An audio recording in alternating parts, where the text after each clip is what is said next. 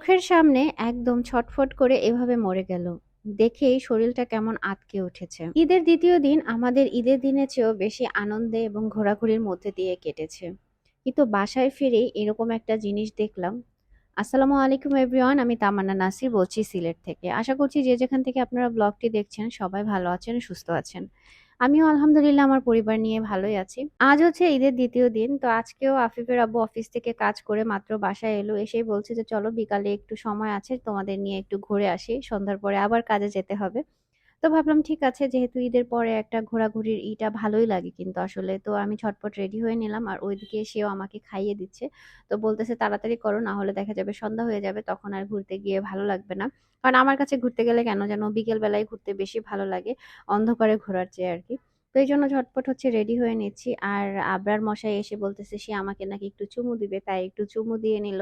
আর ওদিকে সেও ঘুরছে, বলতেছে, "আমাকে সাজু করায় দাও, আমাকে কাজল দিয়ে দাও, আমাকে লিপস্টিক দিয়ে দাও।" মানে সব সে বলতে পারে। তো যাই হোক, আমি এদিকে সাজুগুজু করছি, ওদিকে নিচে কিন্তু নেমে সেও সাজুগুজু করছে। একটু পরে আপনাদেরকে দেখাবো। তো ১ম এ ভেবেছিলাম একদমই সাজবো না। বাট আজকে একটা গর্জিয়াস যেহেতু শাড়ি পরবো, তাই ভাবলাম যে না, একেবারে না সাজলে আবার ভালো লাগবে না। আর ওই যে দেখেন ছোট্ট সাহেব কিভাবে সাজুগুজু করতেছে। তার নিজের মতো করেই তার সাজগোজ করা লাগবে। সে এইসব জিনিসে খুবই পটু। দিনের মধ্যে ৪-৫ বার ড্রেস চেঞ্জ করে, তারপরে আয়নায় এসে নিজেই সাজগোজ করে। মি অ্যারাউন্ড আস চ্যানেলের ওনার আপু আমার গেট টুগেদার পার্টিতে যখন এসেছিলেন, তখন আমার জন্য কিছু গিফট নিয়ে এসেছিলেন। তার মধ্যে এই টপসটাও গিফট ছিল। এটা অনেকটা টপসের মতো, আবার ব্লাউজের মতো কিন্তু ইউজ করা যায়। তো আজকে মনে করলাম যে আমার শাড়ির সাথে এটা পরি ভালোই লাগবে। শাড়িটা হয়তো আরো বেশি গর্জিয়াস লাগবে। তো সেইজন্য বের করে নিয়েছি। তো আপু ডেইলি লাইফের ব্লগ দেয় সিলেট থেকে। তো আপনারা চাইলে আপুর চ্যানেলটা কিন্তু ঘুরে আসতে পারেন। আপুও সুন্দর, সুন্দর ব্লগ দিয়ে থাকে।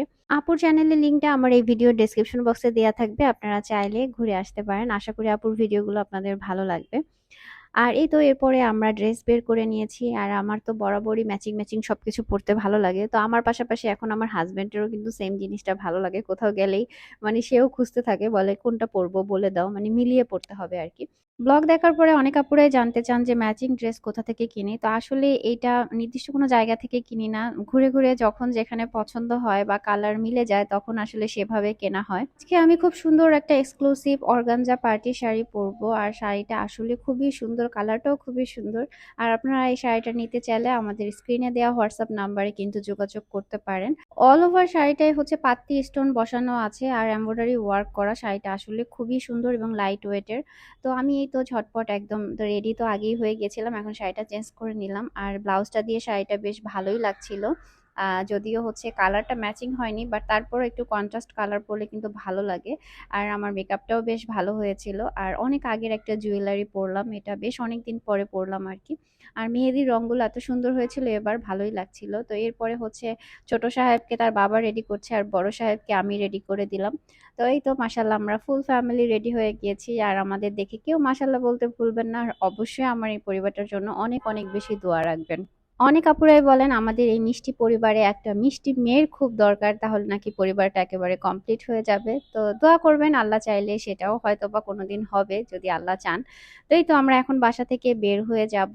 আর আসলে ঈদ লাগে না, বাসা থেকে যখন আমরা রেডি হয়ে কোথাও ঘুরতে যাই বাচ্চাদের আনন্দ দেখলে এমনিতেই আমাদের ঈদের আনন্দের মতো লাগে। আর সিলেট শহর একেবারে ফাঁকাই লাগছিল। দেখা যায় যে ঈদের সময় কিন্তু সবাই গ্রামের বাড়িতেই বেশিরভাগ চলে যায়, তাই শহরগুলো একটু ফাঁকা হয়ে যায়। আর শহরগুলোর যেমন আসল সৌন্দর্য তখন উপলব্ধি করা যায়। তো আমরা এই তো সুরমা নদীর পাড়ে একটু দাঁড়ালাম, কারণ এত ভালো লাগছিল। আর আজকে একটু মেঘলা মেঘলা ওয়েদার ছিল, তবে একদমই গরম ছিল না আর খুবই ঠান্ডা একটা ওয়েদার ছিল, ভালোই লাগছিল। তো একটা ফ্যামিলি ছবি তুলতে চেয়েছিলাম, বাট কোনোভাবেই দুজনকে স্থির করা যাচ্ছিল না। তো একটা ভাইয়া আমাদেরকে হেল্প করেছিল একটা ছবি তুলে দিতে আর কি। তো দেখা যায় আবরার একদিকে থাকে, তো আফিফ আর একদিকে থাকে, তো বাচ্চাদের নিয়ে হিমশিম খেতে হয়।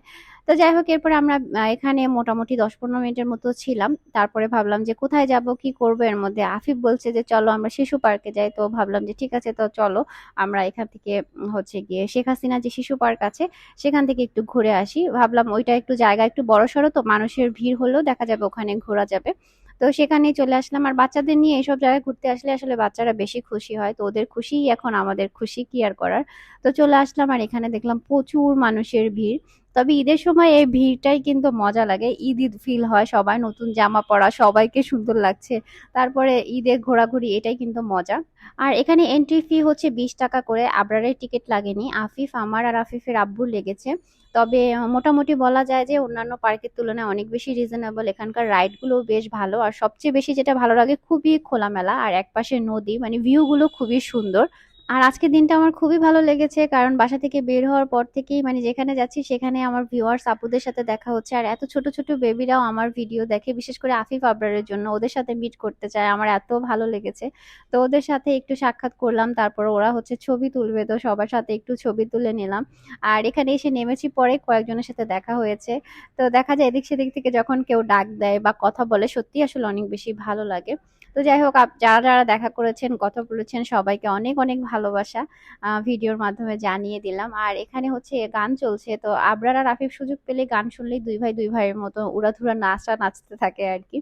আর এই যে বললাম, এই জায়গাটা আসলে বাচ্চারা যেমন আসলে বিভিন্ন রাইডে উঠে অনেক আনন্দ পায়, তেমনি প্রাকৃতিক পরিবেশ বা খোলামেলা জায়গার জন্য বড়রাও দেখা যায় কি একটু রিল্যাক্সে বসা যায়, ভালো লাগে। তো এখানে বেশ কিছু লজ্জাপতি গাছ ছিল, তো আফিফকে সেটা একটু দেখাচ্ছিলাম যে বাবা দেখো, ওকে ধরলে সুন্দর, ও কিন্তু লজ্জা পেয়ে ঘুমিয়ে যায়। তো সেটাই আফিফ দেখে খুব মজা পেয়েছে। আর যারা কষ্ট করে আমার ভিডিও দেখছেন, ভিডিও ভালো লাগলে প্লিজ আমার ভিডিওতে একটা লাইক করে দিবেন, কমেন্ট করে জানাবেন। আর অবশ্যই আমার চ্যানেলটা সাবস্ক্রাইব করে না থাকলে সাবস্ক্রাইব করে দিবেন।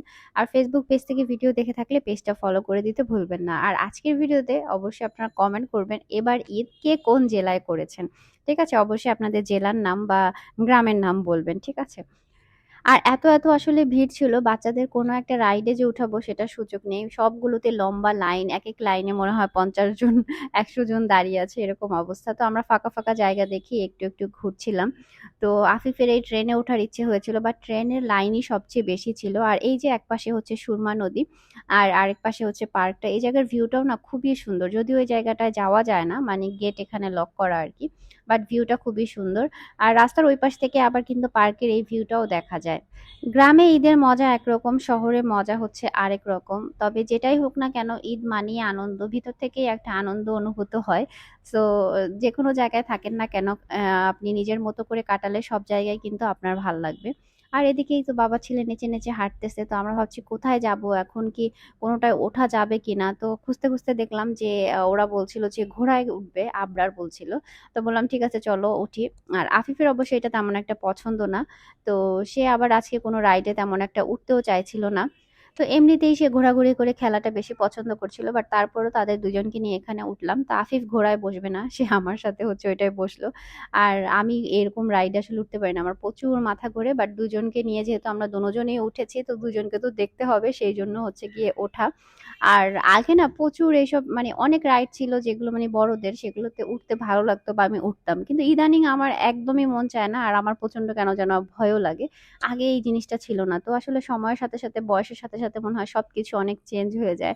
আগে ফ্যান্টাসি কিংডম হোক বা নন্দন পার্কে হোক, সব বড় যে রাইড গুলো যেগুলোতে উঠতে অনেকে ভয় পায়, সেগুলোতে যে কতবার করে উঠতাম, কিন্তু এখন নরমাল রাইড গুলোতেই উঠতে অনেক বেশি ভয় লাগে। তো যাই হোক, এদিকে এই ট্রেনটা আবার বন্ধ ছিল, তো তারা একটু ট্রেন চালাবে তাই একটু ঢুকলো, দুজনে মিলে এখানে কিছুক্ষণ সময় কাটালো। তারপরে ভাবলাম যে চলো এবার আমরা বাসার দিকে তাহলে ফিরে যাই। আর সন্ধ্যা হতে মানুষের ঢল মনে হয় একেবারে নেমেছে এখানে, কয়েক হাজারের বেশি মানুষ হবে এখানে, মানুষ আর মানুষ। তো আমরা ভাবলাম ঠিক আছে আমরা তাড়াতাড়ি বাসায় চলে যাই। আর ওদিকে আফিফের আব্বুরও অফিসের কাজ আছে, সে আমাদেরকে বাসায় নামিয়ে দিয়েই আবার অফিসে চলে যাবে। তো যতই ঈদের বন্ধ থাকুক না কেন, বাট সে সিলেটে থাকলে তার অফিসিয়াল কাজ তাকে কম বেশি করতেই হয়। বাহিরে বের হয়েও কয়েকজন আপুর সাথে দেখা হয়েছে, কথা বলে ভালো লাগলো। আর এখানে দেখলাম মামার দোকানে উপচে পড়া ভিড়, তাই মামাকে জিজ্ঞেস করছিলাম কি আচার আছে। পরে কেন যেন আমার বড়ইয়ের আচার খেতে ইচ্ছে হলো, ভাবলাম একটু নিয়ে দেখি। তো বড়ইটা শুধুমাত্র সিদ্ধ করা, আর এখানে লবণ আর হচ্ছে গিয়ে একটু গুঁড়া মরিচ দিয়ে দিয়েছে, বাট খুবই টেস্টি ছিল। আর এখানেই তো আমার ভিউয়ার্স, আবার কতগুলো ছোট্ট ভিউয়ার্সদের সাথে দেখা হলো, ওদের আম্মুও পাশে ছিল আর কি। তো ওদের সাথে কথা বলে খুবই ভালো লাগলো। ২ বোনই মাশাআল্লাহ এত কিউট। ছোট্ট বোনটাকে তো মারিয়ামের মতো লাগছিল দেখে, ওকে আমি সেটাই বলছিলাম। আর এখান থেকে আমি হচ্ছে বেশ খানিকটা পরে আচার কিনেও নিয়েছি। যদিও আমি আচার যে খুব বেশি পছন্দ করি তা না। তো আচার সেরকম একটা বাইরে খাওয়া হয় না। বাট আজকে কেন যেন খেতে ইচ্ছে করছিল আরকি। তো খেয়ে দেখলাম যে না ভালোই আছে। তো তারপরেই তো এখন আমরা হচ্ছে বাসায় ফিরে যাবো। আর বাইরে লাইটিং এর জন্য না আরো বেশি ভালো লাগছিল। তো দেখা যায় পার্কে আসলে বিকেলের একটা সৌন্দর্য থাকে, আবার রাতের কিন্তু আরেকটা সৌন্দর্য থাকে। বাসায় ফিরেই একদম ভিতরে ঢুকবো আর এই মুহূর্তেই ধপাস করে একটা শব্দ হলো। তো আমি ভেবেছি আফিফের হাত থেকে হয়তো হেলমেটটা পড়ে গেছে। পরে দেখলাম যে না, হেলমেট পড়েনি। একটা বিড়ালের বাচ্চা একদম উপর থেকে পড়েছে। হয়তো ৪-৫ তলা থেকে হয়তোবা পড়েছে। এত জোরে একটা শব্দ হয়েছে। আর পড়ার সাথে, সাথে ও এমনভাবে কাতরাচ্ছিল, মানে ওর মাথাটা না নিচের দিকে পড়েছিল। সাথে, সাথে মনে হয় ওর ঘাড়টা ভেঙে গেছে, এরকম কিছু একটা হবে। মাসখানেকের বাচ্চা আরকি। তো কাতরাচ্ছিল। পরে কিছুক্ষণ পরে একদম শরীরটা ওর নিস্তেজ হয়ে গেল। তো আমি যখন ওকে হাতে নিলাম, তখনও দেখলাম যে না, কিছুটা সময় ও একটু হিসকি পাচ্ছিল আরকি। আর শ্বাস তুলছিল বড়, বড়। বাট কি করব আমি এই মুহূর্তে আসলে বুঝতে পারছিলাম না। কয়েক সেকেন্ডের মধ্যে একদম চোখের সামনে ও মারা গেল। আর ও অনেক উপর থেকে পড়েছে, যার কারণে ও সেইটা আর সহ্য করতে পারেনি। আর ও এমনভাবে কাতরাচ্ছিল, মানে এটা দেখে মানে আমার শরীর হাত পা সব ঠান্ডা হয়ে যাচ্ছিল। তো ওকে বাঁচানোর বা ডাক্তারের কাছে নেয়ার সুযোগটা ও আর আমাদের দেয়নি। তো ভাবলাম যে ও কোথা থেকে আসছে? উঠতে, উঠতে পরে উপরে চলে আসলাম। তারপরে দেখলাম যে একটা ফ্ল্যাট যে ফাঁকা আছে সেখানে হচ্ছে গিয়ে আরো ওর ৩-৪ ভাই-বোন আছে। তো ভাবলাম এখান থেকেই হয়তো ও বের হয়েছে। বের হয়ে হয়তো ও বুঝতে পারেনি। মানে ও নামতে গিয়ে সিঁড়ি থেকে হয়তো পড়ে গিয়েছে। তো যাই হোক, আ আর কিছু আসলে বলার নেই। তো এরপরে বাসায় চলে আসলাম। আম্মু হচ্ছে এদিকে চটপটি বানিয়েছে। বাট সেটা খাওয়ার আর সেই মুডটা তখন ছিল না। তো আমি হাতে যে অনেকক্ষণ ধরেছিলাম, আমার খালি সেটাই ফিল হচ্ছিল। তো যাই হোক, আফিফের আব্বু একটু চটপটি খেয়ে তারপরে হচ্ছে বের হয়ে গেল। আর ঈদের সময় তো দেখা যায় যে আমার শ্বশুরবাড়িতে মানে ঈদের দিনই চটপটিটা মাস্ট থাকে, বা চট্টগ্রামে সবারই দেখি সকালবেলায় চটপটিটা থাকে, আর আমাদের হচ্ছে বিকালবেলা বানানো হয়। বাট ঈদের দিন যেহেতু বানানো হয়নি, তাই ঈদের পরের দিন আমরা সবাই মিলে চটপটি খেলাম। তো যাই হোক, এরপর একটু চা খেয়ে নিলাম, আর ওই যে আচার কিনে নিয়ে আসছিলাম, তো সবাই মিলে এখন আচার খাচ্ছি। আর যাই হোক, আজকের ব্লগ থেকে এখানে বিদায় নিয়ে নিই। ভিডিও ভালো লাগলে অবশ্যই লাইক কমেন্ট শেয়ার করতে ভুলবেন না। আপনাদের সবার সাথে দেখা হয়ে যাবে নতুন আরেকটি ব্লগে। আর বেশি বেশি করে ভিডিওটা শেয়ার করে দিবেন। দেখা হচ্ছে আপনাদের সবার সাথে নেক্সট ব্লগে। সেই পর্যন্ত সবাই ভালো থাকুন, সুস্থ থাকুন। আমার এবং আমার পরিবারের জন্য অনেক অনেক দোয়া রাখবেন। আপনাদের জন্য অনেক অনেক দোয়া আর ভালোবাসা। আসসালামু আলাইকুম।